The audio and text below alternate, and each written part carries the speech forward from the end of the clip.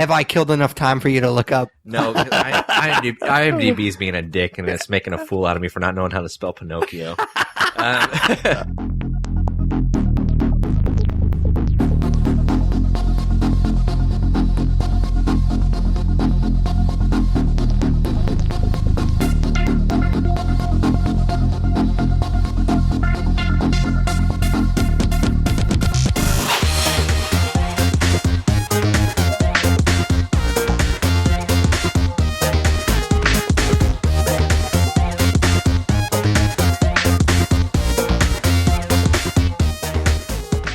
Hey guys, welcome to another episode of the Nerds You're Looking For podcast, a weekly nerd culture podcast that discusses nerddom through a few different types of segments. So my name is Tyler Hunt. I'm alongside my co-host, as always, Pat Kuhn. How's it going, dude?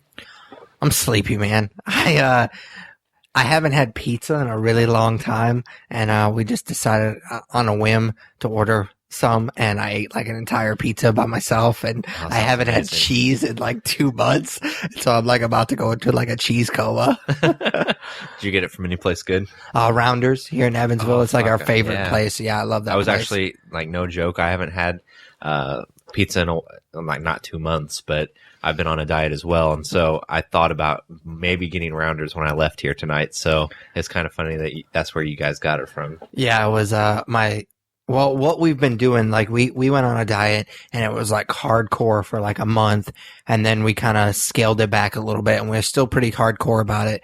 But like once a weekend, my wife and I will just go out to eat, and we don't really worry about it. Yeah. If I can avoid getting like cheese on something, I try to. But other than that, I don't really worry too much about it. She's going to St. Louis this weekend, and so I'm going to be by myself, which of course that's just going to be a weekend of me jerking off. But anyways, that's beside the point. So we were like, oh, well, we should do something tonight. I was like, I haven't had good pizza in a really, really long time. So yeah. I was like, I'll just order it and you can pick it up on your way home. And we just destroyed it. It was ridiculous. It was like we had never eaten pizza before in our lives. It's almost like you're talking dirty to me. Just like, I'm like, oh, and then what did you do? And then, how'd it taste? What toppings did you get? Like, that's kind of where my head's at with it, just because like you, I haven't ate it as much as I used to, or as often as I used to. So, yeah, I kind of cheat once or twice a week, and that's going to be my cheat this weekend is good pizza from somewhere. I just haven't decided when and where. Yeah, there's a couple of different places in Evansville that are pretty good if you know, like, if you stay away from like Domino's and all that shit, and you kind of know the little holes in the wall, because you wouldn't think, like, looking at Rounders, ooh, that's going to be good pizza, just looking outside, but it is the best pizza in Evansville. I don't know that I'd go that far. I haven't had Rounders in a couple years, though.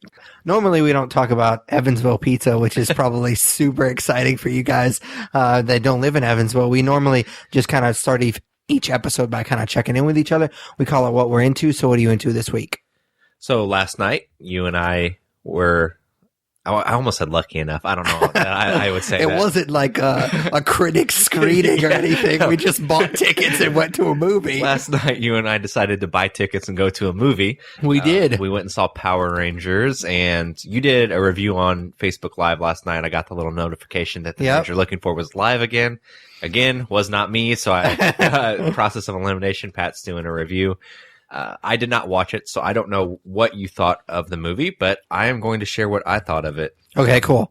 So this is not a good movie. Really? By any stretch of the imagination. So this movie combines poor acting and a weak story that sees very little character development, with a lot of threads that are introduced for each character that are never touched on again.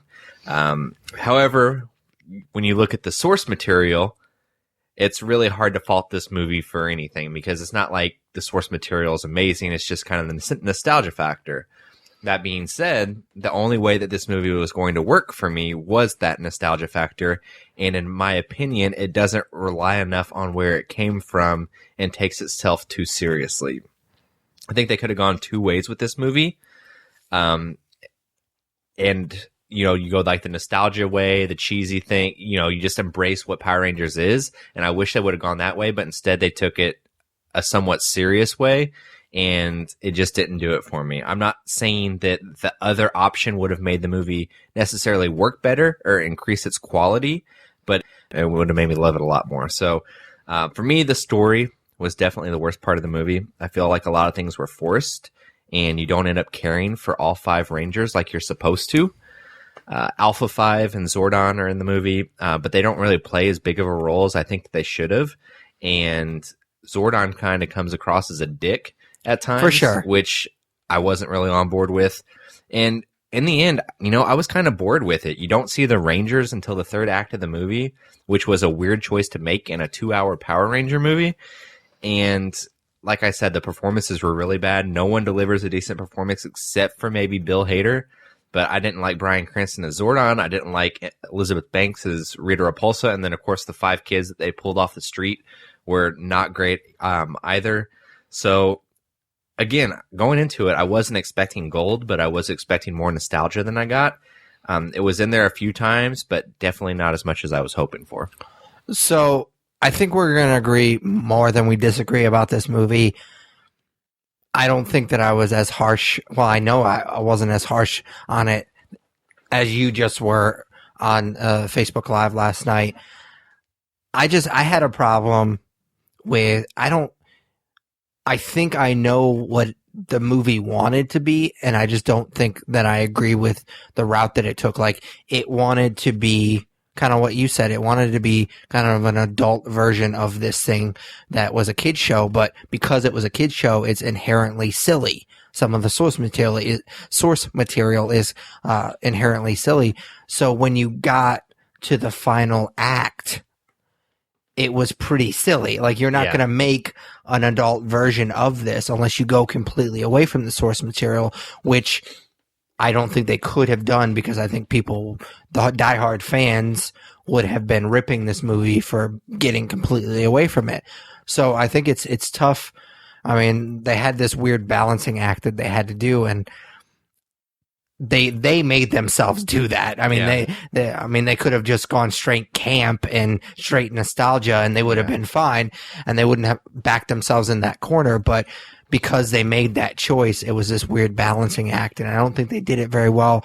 Like you said, I thought that it was a weird choice that you don't see them as Rangers until the very end, and by the time you get there, basically, I liked the first act, and I liked the 3rd act. That 2nd act was just really fucking boring, and by the time you got to the point where they were Rangers, I didn't really care that much.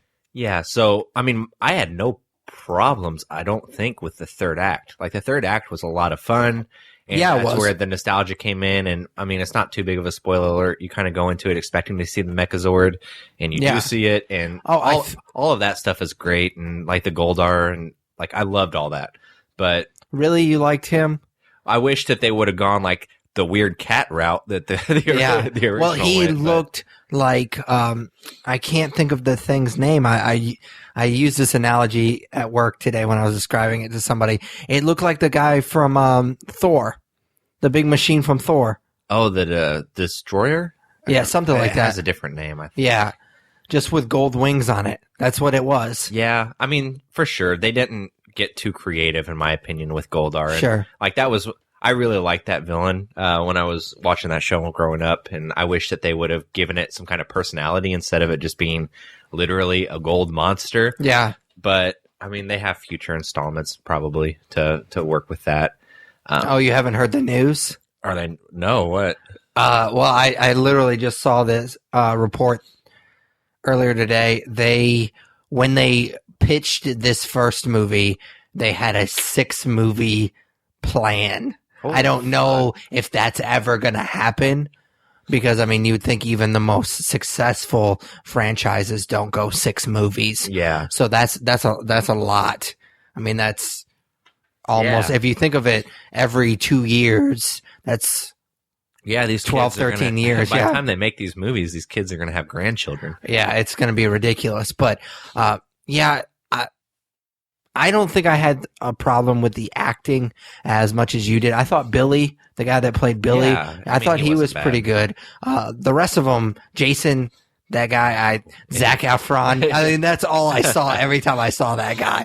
I don't know if they're somehow related. They almost have to be because they look fucking just alike. It was ridiculous. Yeah, he was bad. But honestly, they didn't have much to work with because, like you said, there wasn't a ton of character development. But with these origin stories, you kind of have to grade on a curve a little bit, especially considering there's 5 of them. Yeah. So you have to cram in 5 quality like story arcs and character development into it, and they really did kind of 3, and then the other 2 just kind of were forgotten, which is a shame because I thought the Asian kid's backstory was actually the more fascinating of the 5, and they barely touched on that whatsoever at all. You see what's going on in his personal life, I think, twice. Yeah, and once is kind of like the footnote of the movie, like whenever they're kind of summing things up. So not a lot for him or Trina. Yeah, which Trina, I didn't really bother me because that was kind of boring. Like, she made it out to be like this big thing, and I was like, she's just being a little bitch. Yeah, pretty much. Because it looked like her life was pretty cushy. Like, yeah, for sure. And it just seemed like this movie, it had like a checklist of all the things that you were going to see. Yeah. And you saw all of them. So you knew, like, when they had the Megazord, you knew that you were gonna see the sword eventually. Yeah. And so it was just kind of like they went down the list of all the things that you were gonna need to see, and it was just really weird that they waited until the 3rd act to finally get them in their armor. Yeah, this is silly, but I'm surprised we didn't hear more of the song throughout it.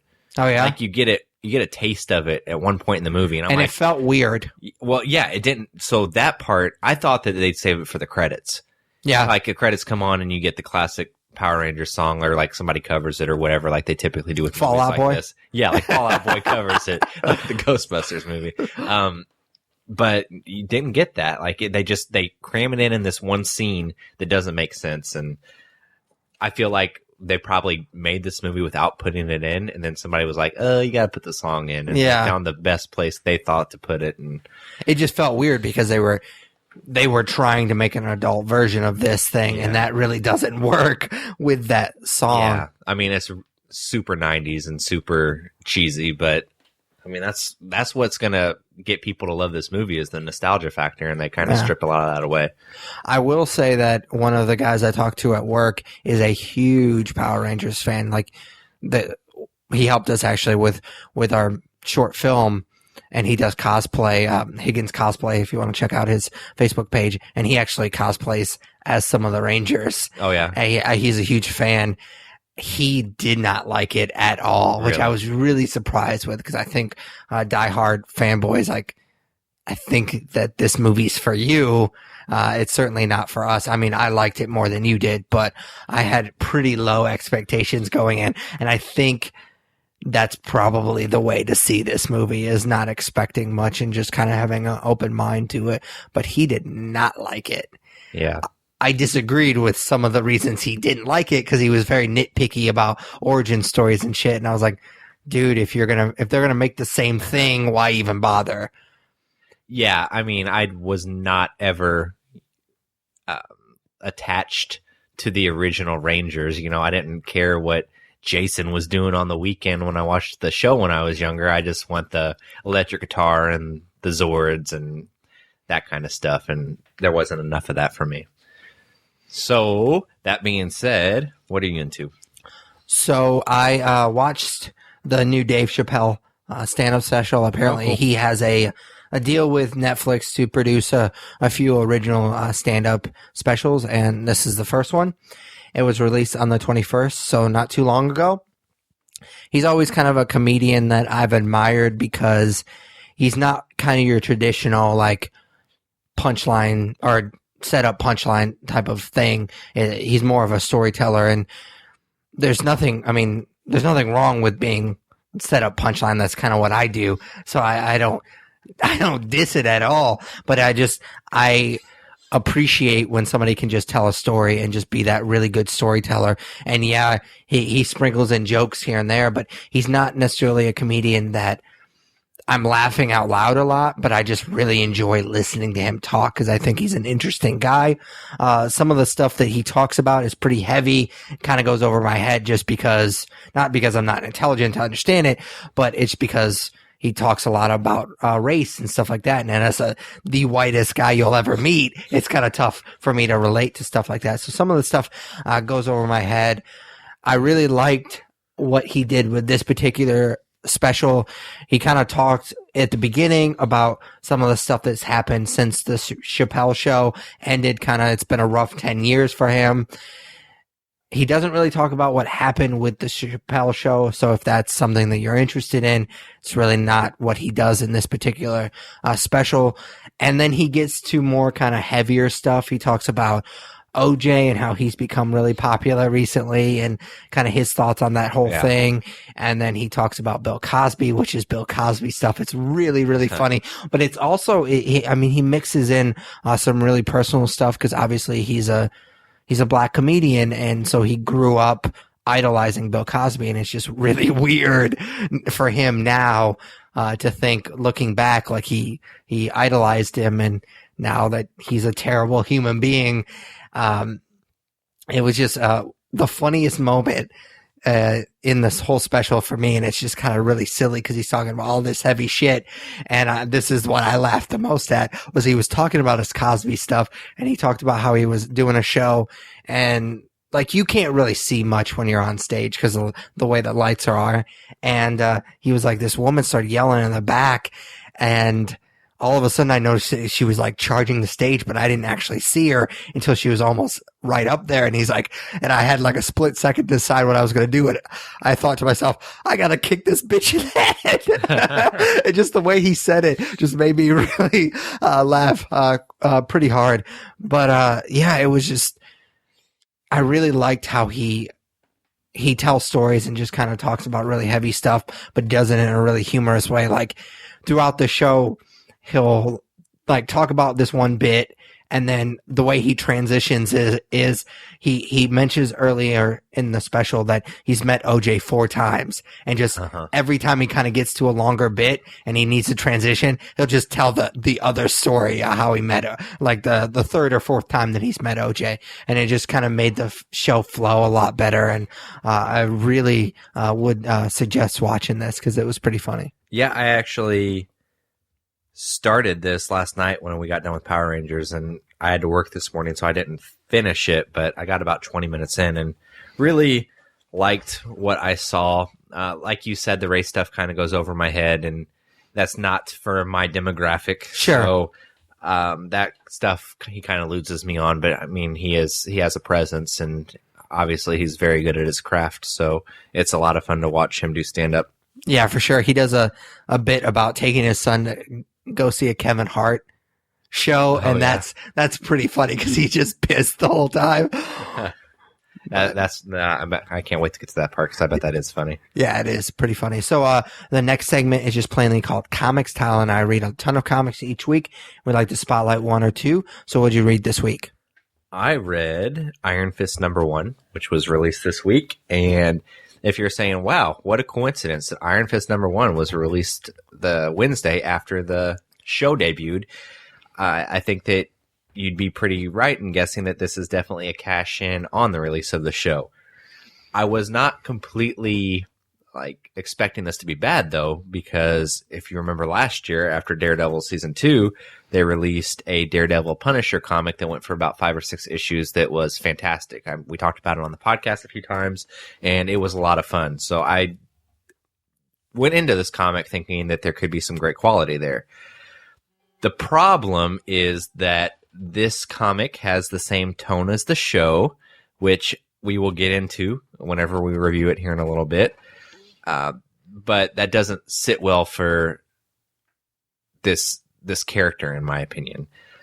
For a first issue, this comic has barely anything that happens. So Danny Rand is basically having an identity crisis, and he's being super emo about it. And what he's doing is he's entering into fights and trying to find someone or a group of people in these fights to push him further so he can feel like Iron Fist again. And these are like the sanctioned fights where he buys his way in, and he's not just like beating up people on the street or anything.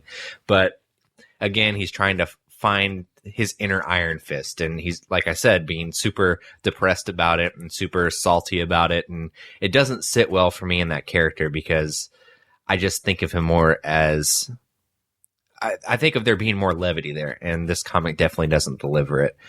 I don't want to read a comic about a superhero just feeling sorry for themselves the whole time, and that's what this first issue is. That's pretty much the extent of the first issue, too. Nothing else happens to really get you excited for where this run might go. A couple things get put into motion towards the end of it, but besides that, I mean, it honestly is just, 15 to 20 pages of him feeling sorry for himself and being super depressed. And it's not something that I'm going to continue reading because it was not fun to read. I don't know. I'm not the most familiar person in the world with the Iron Fist character. Maybe he does have a more of a dramatic backstory, but everything I've seen with the character of late has more levity to it. And, he's humorous and he cracks jokes and he's kind of like the sidekick to Luke Cage that, ribs him a little bit. And I like that version of Iron Fist. And unfortunately, that's not what we're getting right now in different mediums. So I will not continue with this comic. And it makes me want to go back to Power Man and Iron Fist, which is a comic I dropped when I got pretty far behind on it.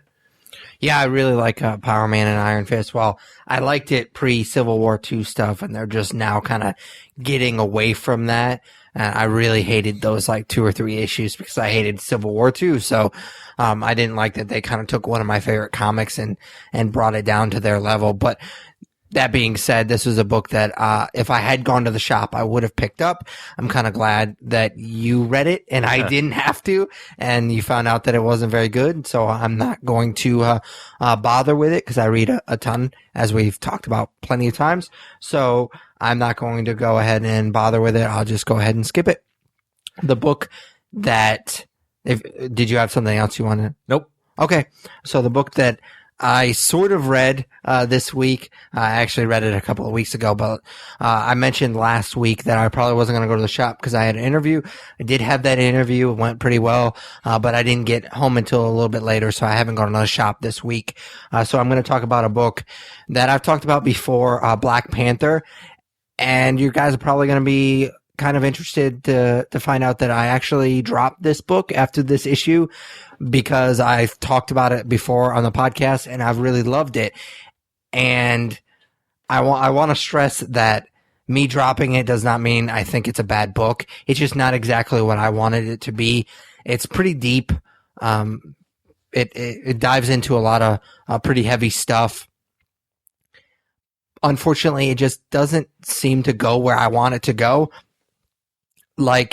I really like the first couple of issues, but there's a lot of different threads that they introduced, and I don't think that a single one of them paid off the way I wanted to. Again, not bad. I really like the way the book is put together. The artwork is great. I've raved about it before. The artwork is it's basically its own character. It really pops off the page. So I appreciate that. It wasn't what I was looking for. Just to kind of give you an idea of how dense this material is, literally the first story arc is the first 11 issues. That's how long it was, everything took to kind of wrap up. So issue 12, I think, was released this week or is going to be released next week. And I was just like, well, this is the perfect time. I'm not going to wait another 11 issues to find out what I already know, which is I'm just not digging this book. I want to like it because, like I said, it's really well written and the artwork is amazing, but it's not what I want it to be. So like I've said a million times, like I just said, I read so much that this was something that I was like, yeah, I'm not going to spend the money for it anymore. Yeah, I'm glad that I made that decision after issue 1, so that I didn't stick around for that ride. I wasn't a fan of it from the get-go, and I mean, we mention it all the time. We read so much that we can't keep up with everything if it's not tickling our fancy, so that comic for sure didn't do that, and you look like you want to make a joke about me saying tickling my fancy. It just made me really uncomfortable. On that note, you want to go into nerd news? For sure. So every week we talk about the big nerd headlines that happened since the last time we spoke. This week was pretty quiet, actually. We are recording this before the new Justice League trailer comes out, so we will not talk about that, obviously. Not that Pat would watch it anyways. So I didn't even know they were releasing another one. Oh, yeah. They're releasing teasers for it, which awesome. Fantastic. We both love highlighting each character. But again, we're recording this Friday, and that comes out Saturday. So we won't talk about that, but there are a couple other things that I'll bring up. The first I wasn't going to bring up because it's getting annoying at this point, and I almost feel like it's a rib on the internet. But it's the casting of Cable. So many people have been brought up for this role, and I told myself I wasn't going to bring it up until they just announced who's playing him. But this week was pretty weak with nerd news, so I kind of felt like I had to. So obviously we've talked about Kyle Chandler before, but now Brad Pitt is apparently in the mix. Yep. Michael Shannon is in the mix, and then of course you still have David Yarbrough, who we talked about a few weeks ago. So again, I didn't want to bring it up, but with two new names coming in, I almost feel like at this point they're just messing with people, right? Like yeah. How many people can you consider? Brad Pitt's not going to do this movie. I don't see why he would. Because whoever does Cable in this movie is basically going to be the lead, I would assume, in the X-Force movie, or the co-lead with Deadpool because he's such a popular character. And I just don't see Brad Pitt being the type of guy to sign on for multiple movies like that, especially in the X-Men universe. Yeah, I don't think he does it. I would like to see Michael Shannon, even though he wasn't very good in Man of Steel, but that could just be the material. I don't know. For me, Michael Shannon, I think he's a good actor, but he's a little one note. Yeah. And I don't know how well he'll play off of Ryan Reynolds as Deadpool. That's my concern. I think he would do well because he has that character. He plays that character really well. The uppity kind of like, yeah. He kind of like straight laced, that type of character. Like his character on Boardwalk Empire. Yeah, it's kind of like the perfect example. Like I think he would play Cable well because Cable's that kind of character. Yeah, for sure. So again, I was hesitant to bring that up, but out of those four, who would your choice be? Michael Shannon? Yeah, I think so. Even though it won't happen, I think that I'd like to see Brad Pitt do it just because I'm a fan of his, and it'd be cool to see him and Ryan Reynolds going back and forth. But again, there's no way. Nah, I think he'd do it. This next one involves the Spider-Man spinoffs that we were talking about last week with Venom. Apparently, they're also going to make a Black Cat, Silver Sable movie. Which seems even more unnecessary than Venom. Yeah.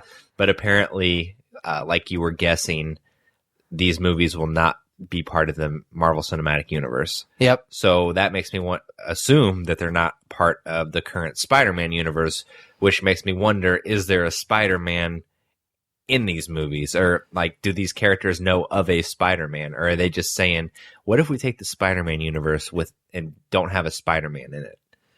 Yeah, I think that's absolutely what they would have to do because Marvel's not going to let them fuck around. Like, they're not going to let them have another Spider-Man to conflict with the Spider-Man that they're building in their universe. Like, they're not going to let them do that. Yeah. I would think that they would just put their foot down, their big Marvel dick down. Yeah, like at this point, like Kevin Feige's got to be calling him saying like, what the fuck, bro? Yeah, like, for sure. I don't know. I just think that this is all a big mistake on Sony's part, and if they just played it safe and kept partnering with Marvel and maybe eventually introduced these characters that way and spun them off, it would be a lot better. But of course, they have stockholders to make happy. But I mean, aren't they getting most of the money from it anyways? I would assume so. Like we saw the trailer that we've seen a million times or a few times for Spider-Man Homecoming last night before Power Rangers. And I noticed, it shows Sony first, then Columbia Pictures, then Marvel Studios. So obviously Marvel Studios is just kind of, like the support of this movie, not so much not financially. Yeah, for sure. So Black Cat's a cool character, but not a very well-known character as far as I know. Like, I don't think Silver Sable is well-known either. No. So why put it just seems like weird... Because, they have to. Like, it would lead me to believe that they have well, I mean, history would tell us that they haven't thought this out, but it would lead me to believe that they don't think that Venom's eventually going to be in the Spider-Man universe, the Marvel Sony Spider-Man universe, which is depressing because I want to see that. But they can't use any villains. You would think they couldn't use any villains that their Marvel is planning on using eventually. So they're kind of picking the bottom of the barrel at this point. Yeah, it's their desperation's kind of showing, and it's kind of sad. For sure. All right, last one. Not really a news article, but I wanted to bring it up because, of course, every year we do, well, not every year, for the second year in a row, we've done our Rotten Tomatoes film draft, which is something that we both really enjoyed, and obviously we put a bit of stock into Rotten Tomatoes to be doing that every year. Somebody who does not put a lot of stock into Rotten Tomatoes is legendary director Brett Ratner, who brought us movies like X-Men: The Last Stand, Rush Hour 1 and 2, and I don't know, some other bullshit. Didn't he do Tower Heist? Yeah, he did. Tower Heist. But he was quoted as saying, "The worst thing that we have in today's movie culture is Rotten Tomatoes. I think it's the destruction of our business. I have such a respect and admiration for film criticism," and he goes on to talk about how it used to be an art form and now it's about a number, and then it went from being about a number to being a compilation of numbers that makes up the percentage, and how he thinks that's bullshit. And I think it's just sour grapes, right? Oh, yeah, for sure. The only people that have problems with it are the people that can't make good movies. Yeah, so I thought that it was pretty humorous that that's the guy that's going to go after Rotten Tomatoes as the one who's probably got a terrible cumulative Rotten Tomatoes score on his movies. The thing I don't understand about it is it's literally nothing that Rotten Tomatoes does. Yeah, they just pull together they literally pull it together. So it's the people that are writing the bad reviews, and it's not even their fault because, I mean, we are basically those people too. So they're just seeing the thing and giving their opinions. Of course, there's agendas and people have bias and stuff like that. But when you have a film that's 10% or whatever like that, yeah, they have their bias, but chances are it's probably pretty bad. Yeah. If everybody's trashing it. So all Rotten Tomatoes is just a website that compiles all of these other, and it just makes it easier for people like me and you that want to kind of get it all in one place instead of just seeking out all of these individual movie reviews. And there's certain things that I like IGN. I like the people that do those reviews. So still, I might look at the score, but then I might also put a little bit of stock into the IGN review too. Yeah. So, and I think that they're more inclined to stuff like that we like. So some of those movie reviewers, you're going to watch Power Rangers, and that one's not going to probably do very well. I think it was at like 40-some% the last time I checked. But IGN gave it a pretty decent review, if I remember correctly, because they usually like the same kind of stuff that we like. So I put a little more stock into their stuff.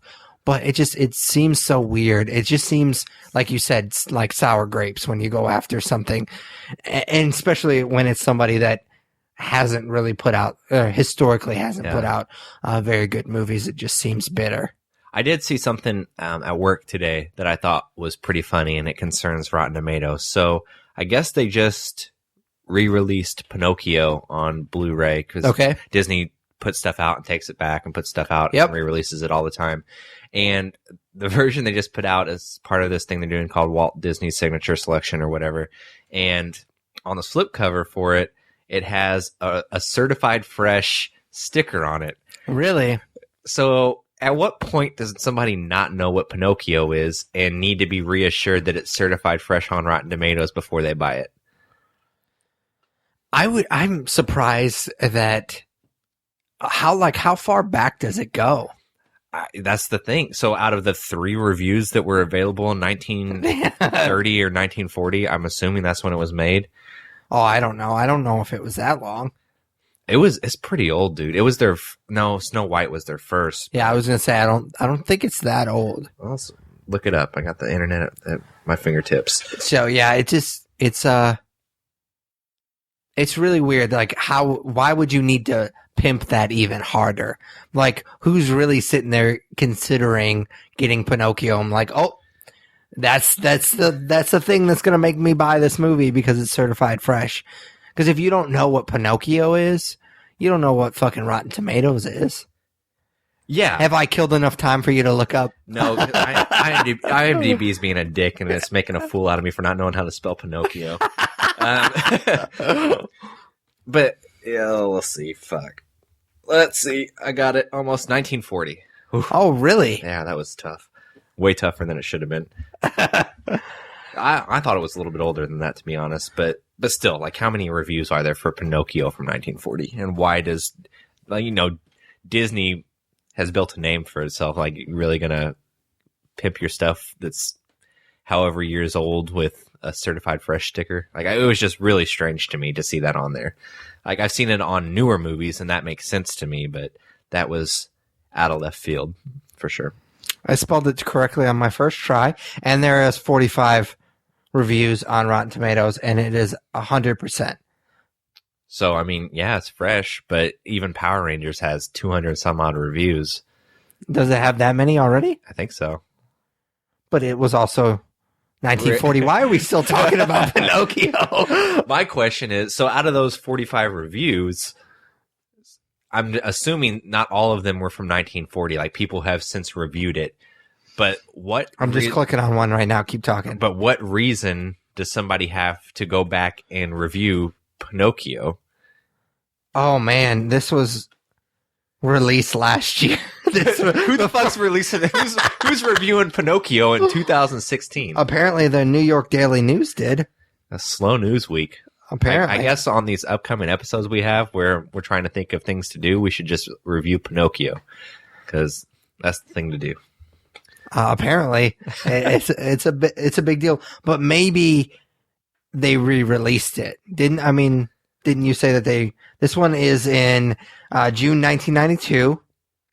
I know that they put those movies back in theater in like the 80s and 90s, so that would maybe make a little bit more sense. But the 2016 people have no excuse because it wasn't even on Blu-ray. It just got released like last month, so no excuse there. Let's stop talking about Pinocchio. All right. Well, on that note, that is all I have for Nerd News this week. All right. So we're going to just kind of move on to our main topic. It changes from episode to episode.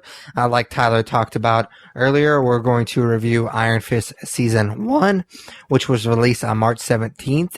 It was created by Scott Buck, who's known for 6 Feet Under and Dexter, which I did not know. He wrote quite a few episodes of Dexter, which would make sense considering the pacing of this show. It stars Finn Jones, who is best known for Game of Thrones, as Danny Rand, aka Iron Fist, who returns home after being assumed dead for more than a decade with a strange ability.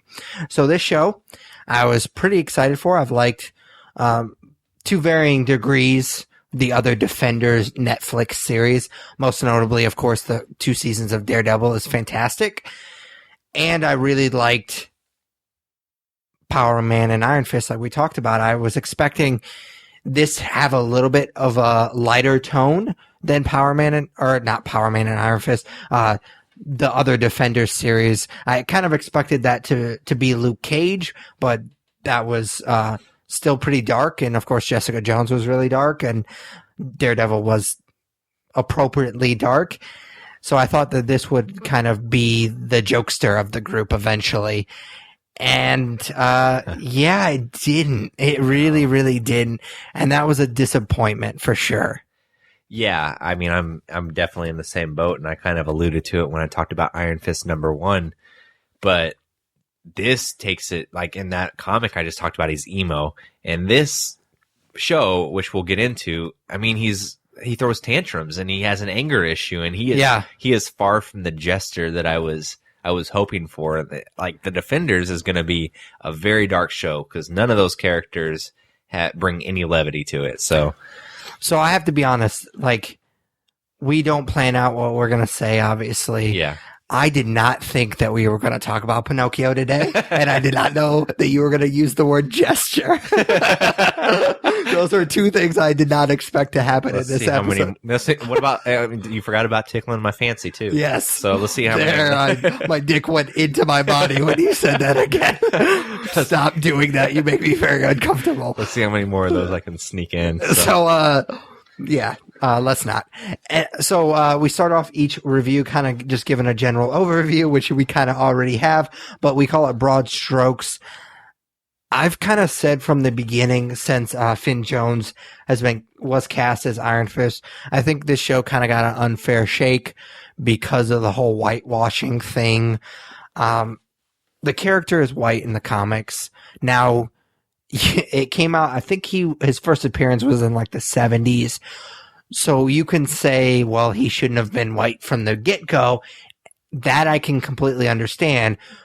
And I guess they had an opportunity to change it in the show. They chose not to. They chose to stick with the character from the comics. But I personally did not have a problem with it because, like I said, he's white in the comics. But it does not look good when you have a white character who knows Kung Fu telling an Asian character that they don't do Kung Fu very well. Like, that is not a great visual. So I don't think that they did themselves any favors when it came to that stuff. But once you kind of get past that, I think that he's actually probably the best part of a really flawed show. Finn Jones? Yes. All right, so I think we're both going to shit on this show, but we're going to disagree on what we shit on it for. Okay. Because I thought he was fucking awful. I think he wasn't good, but I think he was the best part of the show. Woof. We'll get into it. So. That is definitely faint praise. So for me, broad strokes wise, is that just watching this show, I feel like it wasn't created with the love for the character that the other shows have been made with. It didn't feel coherent at times, and it didn't feel like there was much care put into the story. And it just felt like a stepping stone to the Defenders, whereas the other shows felt like, 13 episodes where you made a character more well-rounded going into it. The culmination show. The dark tone of the show doesn't work like it worked with the other characters, as we mentioned. And with this show, they had a chance to break the mold. And I'm going to stress this again, bring the levity to the Defenders lineup. But instead, we got the most generic story out of any of the seasons leading up to the Defenders. And, it's full of bad tropes and the story is bloated. And obviously, I did not care for it. Yeah. Do you think that obviously, I think you imagine it would have been better if it was a little bit more silly. Not necessarily silly, but kind of didn't take itself so seriously. Do you think it's kind of what we talked about with the Power Rangers, is the fact that the material itself is kind of inherently silly, and if you take that too seriously, you come off as... Yeah, and I mean, they don't do the costume, obviously. Yeah, and that's a bummer. That's been all over the place, so I went into it not expecting the costume. But when you have a hero that source material is that costume, I just embrace it and go with it and kind of be tongue-in-cheek. It's okay. But instead, they saw the success that Daredevil had, Jessica Jones had, Luke Cage had, and they tried to copy that, and it just doesn't work, especially with the circumstances around the character and him being from, knowing Kung Fu and having an iron fist that glows, and that stuff just doesn't work seriously in this world. So definitely just didn't hit for me. Yeah, and a major problem, and I hate to keep going back to Power Rangers, but it relates so well because it's so fresh in my mind. But just like you barely gave them armor, you barely gave him Iron Fist. Yeah, like he keeps like losing it and gaining it back, and apparently he hasn't finished his training, so he's not really knows how to use it, and it's really kind of it doesn't make for a very coherent story. I read something. It was like an interview with Finn Jones, and he was talking about how we're still a couple seasons away from the costume and from him actually being a superhero and finding his place in the world. And I was like, God, no. Yeah. Please don't make me sit through 2 and 3 more seasons of him finding himself, because it is not fun to watch. Yeah, so let's just dive right into the story. So for me, this show needed a really ruthless editor, because there is no reason that this show needed to be 13 episodes other than the fact that the other ones are 13 episodes, and they kind of felt like they needed to keep pace with the other Defenders series, solo series. It's a 10 episode season stretched to 13. There is a couple episodes that is just the Meacham family drama that I didn't really care for. Who gives a fuck about that stuff? Yeah, I really didn't like that. And I thought Ward, and we'll get into the performances, and he's a big part of my performances section, but the guy that played Ward I thought was really bad. I did not like him at all, and I just didn't like that family. And another thing that I had a problem with throughout the season was, so it's clear to me from pretty much the get-go who the bad guy eventually is going to be. And they take the weirdest fucking route to get to that person. Of course, I'm not going to spoil anything, but there's just like these miniature bosses throughout. It's like a video game. He had to get through all these other guys before he narrowed it down to this one person. It's just like Ward started off as the bad guy, then Madame Gao, and then Ward for a little bit. And then there's this other hand guy that comes in, which can't even fucking remember his name. It's some weird. I don't know. It's a bit of a spoiler. Yeah. So yeah, we'll stay away from that. And then of course it builds the eventual villain. But by the time you get to that, like I said, it's such a bloated season. Even though I like the actor that plays this particular character, and I actually thought that he did a really good job, one of the few actors that did a really good job in this season, I just didn't care for the show at that point, so I didn't really put too much stock into it. No, I think we're definitely on the same page with this. I thought that point A to point B was just unnecessarily drawn out and convoluted. I feel like I hate to always compare this to the other Netflix shows, but unfortunately that's kind of where we're at with this universe. And I thought the other Netflix shows moved the story along gracefully with very few filler episodes, while this show tended to feel more like a monumental episode happened every 3 to 5, and everything else was filler that we didn't need. You said that this is 10-ish episodes stretched at 13. I think this is like 8 episodes stretched at 13. Yeah. I just thought that it was a really boring watch, and it was a story that I wasn't invested in at all. You talked a little bit about the characters. I thought character development in the show it didn't sit right with me. I felt no connection to any character, even Danny, which is awful because he's Iron Fist. He's the hero. It's a fucking superhero show, and I could give 2 fucks if he dies in this in any episode. I just was not connected to him and Finn Jones's portrayal to him at all. I thought that there were a lot of inconsistent character choices in the show. Yeah, that was going to be the next thing that I brought up is the jumps that some of these characters make just don't make any logical sense. Exactly. And not only that, I'm kind of just looking at Danny, at him, like, he comes back and he's like, oh, no material possessions, and I'm the Iron Fist and the Guardian of Kung Lao, but check out my cool sports car I just bought. And he's got some sweet kicks. And at a certain point, he's like, I don't have to have a license. I'm rich, or I'm a billionaire, or some shit like that. And it's like, oh, so that material possession thing went out the window pretty fucking quick. Yeah. So it's just the inconsistencies with that character, and like you said, other characters getting from point A to point B in super weird ways just made it a really tough watch. Yeah. I obviously I completely agree. I will say that I liked the beginning a little bit. Like I appreciated like his backstory. I thought was pretty cool. Like I thought it could have made for an interesting character. And just I don't think that they handled it very well.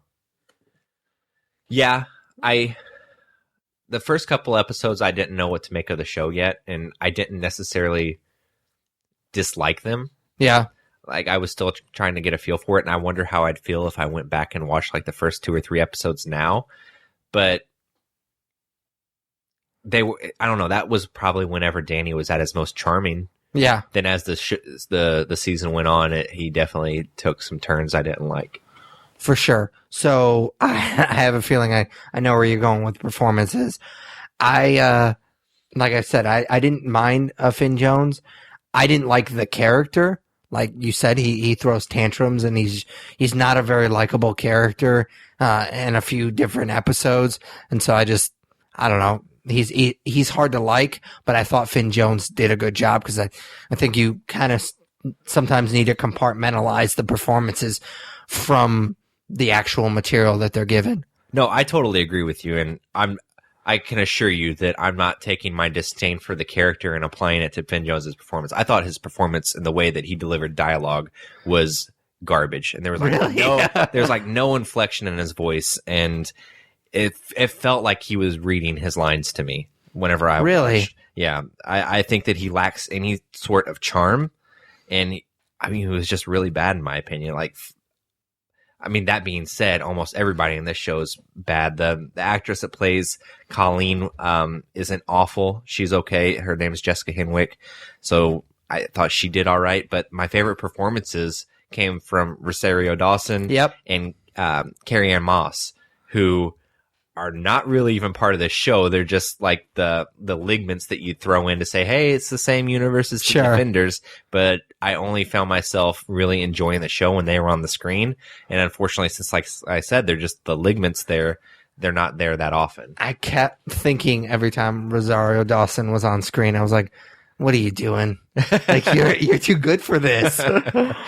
Yeah, it felt like she was on a completely different level, and it just emphasized how bad some of the other actors were. Exactly. Like, watching her, you could even say not just with Finn Jones, with other actors in this show, she's just so high above them.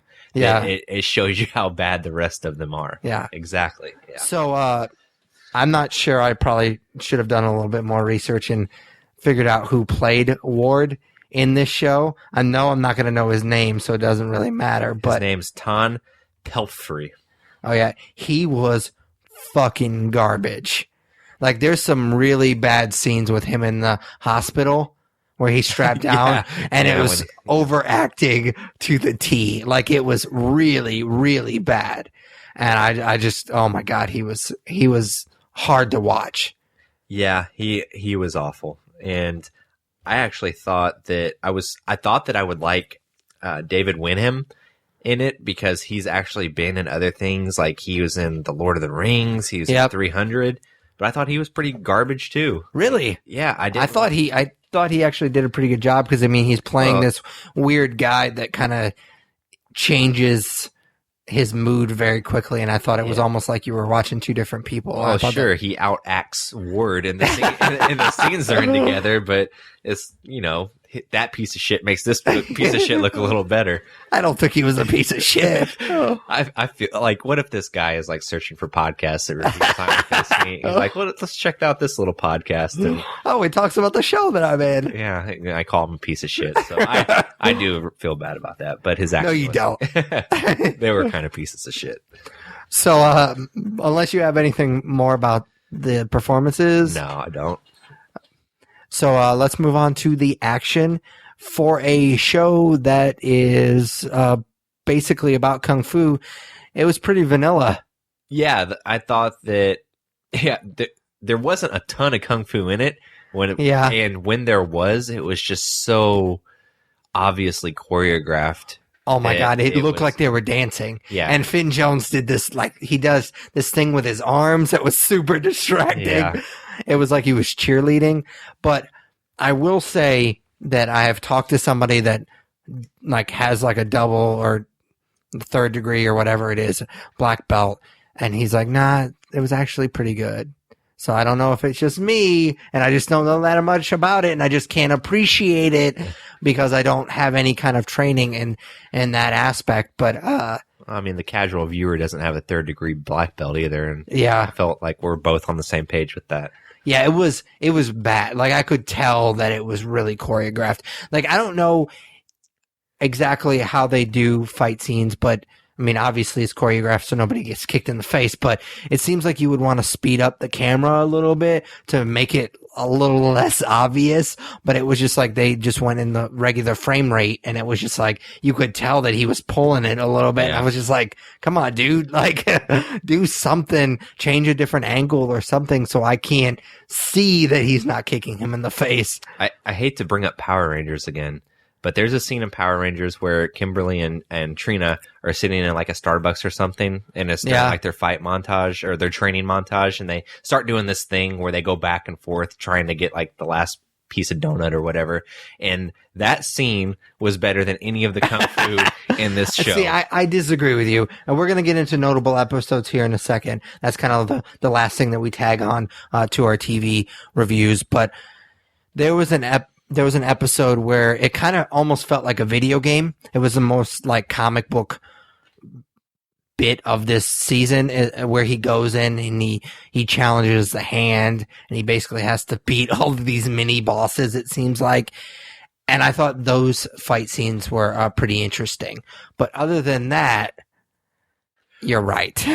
Maybe I should rephrase that, because I guess I would say it's better than any of the fight scenes involving Finn Jones. I thought that whenever Colleen is entering into the cage fights and stuff, I thought that stuff was pretty cool. So, oh yeah, I did. Those were not long enough, to be honest with you. Like, I would have liked to see her.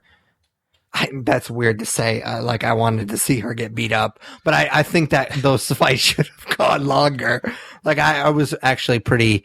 That was one of the few moments that I actually like felt for the character, like thought that she might be in danger and that she handled herself so well. And I guess they're trying to set up for later in the season where she's basically Iron Fist's partner in more ways than one. And they're kind of planting that she can, defend herself, but it would just have been nice to not see her just whoop their ass real quick and it be over, because I was kind of excited to see that. Yeah, I agree. All right, so that's pretty much it for the action. Like I said, it's pretty vanilla. Notable episodes, we usually do one or two. For me, the first episode is probably, I wouldn't say my favorite episode, but I was actually digging it. Like, I'd heard some bad things going into it, but when we're going to review something and it's something that I really like the series, I try to stay away from it and try to come up with my own review and my own idea about it. And I was really digging the first episode. It's called Snow Gives Way. It's basically just Danny coming home. Obviously, it's kind of an Arrow ripoff. If you've seen that show, that's pretty much what happens to him when he comes back. But I like the idea of nobody believing him because it's been so long, and him kind of trying to prove himself and them treating him like a crazy homeless person, which that's one of the few times in the show that characters actually acted the way I thought that they should act. Yeah. Now they carry that theme, like not believing him, for way too fucking long, which is another thing in the show that I didn't like, is the fact that these story arcs just take way too long to get through. And towards, I think it was like the second or third episode when they finally started believing him, that I was like, are you fucking kidding me? Let's just move on with this. But that first episode I really, really liked. Yeah, so my first notable episode is episode 5. It's called Under Leaf Pluck.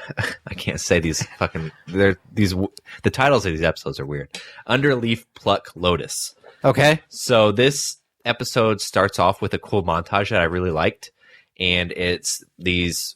I'm going to sound perverted whenever I say this at first, but it's these attractive women going around and selling something. And at first, I thought that they were pharmaceutical reps, but then it turns out that they're pushing a new type of heroin.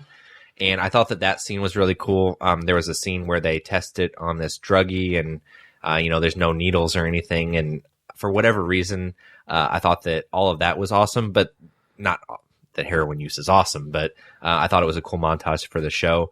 But the thing about episode 5 that I really like was that it was the first appearance of Claire Temple. Yeah. So as soon as Rosario came onto the show, it elevated it for me, and I started to care about what was going on because her performance is just so great. She's a great actress, and the show was lacking in that department. So, and then of course it also reveals Madame Gao's involvement in the show, which obviously she was introduced in Daredevil season 1 as being an ally of Wilson Fisk. So seeing her back and seeing that kind of tie-in was cool as well. Yeah, I like this episode. I especially like the montage that you talked about, because not just because of the attractive women, but it was just, I was starting to have doubts about this show. And then I was like, okay, that montage was pretty cool. I really liked how they did that.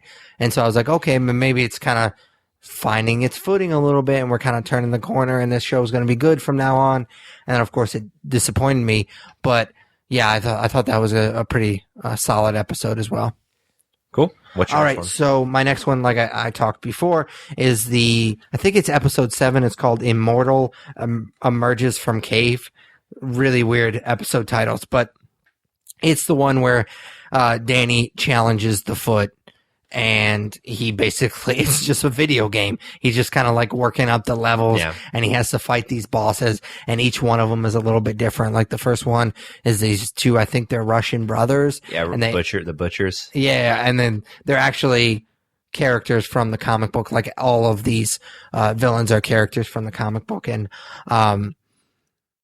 they all have their separate rules. Yeah. Like he can't go out of the circle in the first one, and then the other one, she injects him with poison, and then the third one that they're using weapons, and so they all have their own unique spin on it, and you kind of show him using a different skill. Yeah. And so I really appreciated that, and they kind of had this weird Dexter vibe, which doesn't surprise me, with that guy just talking to him and nobody else could hear him or see him. So I thought that was kind of unique. Well, I guess not unique, because that's exactly what Dexter did for a long time. Yeah. But I just thought that was interesting. Yeah, I really liked that episode. Like, looking back on the season, it's probably my favorite because of the way that it's like a video game, like you said, and there's a different aura to each fight. Do you know who directed that episode? I have no idea. RZA from Wu-Tang Clan. Oh yeah, I knew that he directed an episode, but I didn't know that was the one that he directed. Instead of taking the high road with my next notable episode, I decided to stay on the low road and talk about an episode I really hated. Okay. And that is episode 9, The Mistress of All Agonies. And the reason that I hated this episode, because this was... Is this the one that went to China? No. That was a really bad episode. So this is a bit of a spoiler, but if you're listening to this review, chances are you've made yourself familiar with the show in some regard. So Harold can't die because of the stuff that has gone on with the hand, or his involvement with the hand, and we'll leave it at that. So at one point in this season, you think he is dead, but then in this episode, he comes back to life because he cannot die unless his head's chopped off. Oh, yeah. The whole montage with him coming back to life, apparently he's like slowly regaining brain function, is ridiculous. Like, yeah, for sure. He assaults somebody with, I want to say, an ice cream scoop. Or no, or he's at the hot dog stand. And hot dog stand, that was pretty ridiculous. Was it water hydrant or something like that? The fire hydrant? Yeah. That was really stupid. The ice cream scoop thing is later in the episode. Yeah, so just having him do that and basically act like a zombie in this show, it's not funny, so I don't know that they were going for the humor aspect. It's just really weird and out of place, and oh man, it sums up the show perfectly for me. It's weird and out of place. So yeah, like I said, took the low road and had to bring that up because it was fucking terrible. Yeah, that stuff was really pretty silly. Really cringeworthy. Oh yeah, for sure. So I actually forgot about that. I wish I hadn't said that he was good in this show, because that was really bad. Anyways, so unless you have anything else to bring up. No, I am ready to fucking forget this. Yeah, show, I know. Our TV reviews usually go a little bit longer than our movie reviews, but I don't know if you could tell, but we were kind of rushing through this because I think we're both ready to be done with this show. I literally didn't finish the last episode until about 10 minutes before Tyler came over to record, because it's been it's been almost homework. Yeah, that's exactly what I was going to say. I love doing this podcast and I love watching things to review, but this felt like a chore this week watching it. And I'm curious if I would have finished it had it not been for the podcast, to be honest with you. I think it would have been something with like Jessica Jones, because I don't think we reviewed Jessica Jones on the podcast. It was a weird time of year when it came out. Like November. And so that was a show that I had thought previous to Iron Fist that it was the low point of these shows. And it was a show that I watched the first 9 or 10 episodes, and it took me, and then like months later, I was like, oh yeah, that's right. I never finished that because that was an episode or two too long as well, of a season. So yeah, I think this would have been eventually, I think it probably would have been one of those things where I watched it once Defenders was about to come out, just so I was completely caught up with everything. Yeah. All right, so star rating. I'm going to give it 2 stars. Okay, so I'm going to give it 2.5. It was tough for me to go below the 3 because I have such a strong affinity to Marvel, but I just couldn't in good conscience say that this is a recommend, even if it's a soft recommend. I do not suggest watching this show if you haven't already. No, man, it's a chore. For sure. So, nerd favorite, what is it this week? So, we've talked a lot in this episode about Power Rangers, and Power Rangers was a big part of my childhood and growing up. And, I was a Red Ranger for a couple Halloweens and had a lot of Power Ranger toys. And it got me thinking about the toys that I wanted when I was growing up that I didn't get. Okay. And because it'll tie into Power Rangers whenever I get into my answer, but it makes me curious. Do you have like that holy grail of toys that you didn't get growing up that you always wanted? And for me, it is a Power Ranger toy. And I want to say it's whenever the Mighty Morphin Power Ranger movie was released with Ivan Ooze. They put out this Megazord, and I had a Megazord action figure, but it was just one piece. This Megazord, you could take it apart, and each part was the individual Zord for each Ranger. So it was almost like a Transformer, and they all connected together and made the Megazord. And I just thought it was so cool. And some kid in my neighborhood had it, and it was just an amazing toy. With like the way that each part was an important part to the Megazord. And I didn't have a lot of Power Ranger toys. I had more like the Batman, Teenage Mutant Ninja Turtle stuff, even though I was super into Power Rangers. So that was like the one thing I wanted, but I remember it was like really expensive and I just never got it. So if I could go back, that would be like the one toy I would want to rebuy and add to the collection now, because it was really cool. And I remember for whatever reason, when that movie came out, they all get new Zords in that movie. And the Black Ranger went from having the woolly mammoth to having like this frog Zord. Yeah, I remember that. And I really dug that Zord. I thought that it was cool that it was bouncing around and stuff. So that's the route I would go, I think. It's funny because you mentioned that, and the first thing that I thought of was also a Power Ranger toy, because I wasn't a huge fan of the franchise growing up, but there was like a 2-year period where I was really, really into it. And I was lucky as a kid. I mean, we were pretty poor, but my parents really kind of went all out for Christmas. So a lot of times, either for my birthday or for Christmas, I basically got pretty much, there wasn't a toy that I didn't get that I really, really wanted. But the one that kind of sticks out to me, and I was the reason I didn't get it actually, was the Dragon Zord, which was the Green Ranger Zord. I remember because at the time, like I said, we were kind of poor, but my parents still gave us an allowance. But for me, it was only like a couple bucks a week as long as I did my chores. Mm-hmm. I think it was literally like $2 or $3 a week. Yeah. So I was like, I looked at it and it was like $40, and because it was a big old toy. And my dad was like, well, just save up your allowance. And of course, I was like fucking 6 or 7 at the time, maybe a little bit older than that. There was no way that was like all the money in the world, $40. And at the time, I mean, it's not that much money now, but at the time for a toy, that was a lot of money. So I never ended up saving up that money. I think I got pretty close, but then I bought something else with it, or maybe I fell out of the franchise at that point. Cause like I said, it was only a couple of years that I was into it, but that was literally the first thing. And maybe it was cause you brought up a Power Ranger toy as well, but that was the first thing that kind of went into my head. just because I was pretty lucky as a kid that I got, even though my family situation was what it was, but they were pretty good about birthdays and Christmas, kind of overdoing it a little bit. Yeah, the Dragon Sword, or the Dragon Zord, rather, was really awesome. And then whenever he becomes the White Ranger, his Zord's like a tiger, right? I don't remember. Man, that was shortly after I fell out of it. I remember getting in, like, remembering when he was a Green Ranger, and then when he turns into the White Ranger is kind of when I was just like, now it's getting ridiculous. Yeah. No, but I honestly think that I would go back and buy that Zord I was talking about now and just like set it up on a shelf. I think you might want to reconsider that, because I bet it's probably pretty expensive. Right. But if you like were gifted a Dragon Zord now, would you display it proudly? Yeah, because I mean, I have that. I mean, not that it's a super interesting story or anything, but it was always something that I wanted that I never got. For sure. All right, so that's it for episode 134, I believe. I'm going to go with it, 134. Nobody's probably keeping track. I don't think nobody's listening anymore at this point, man.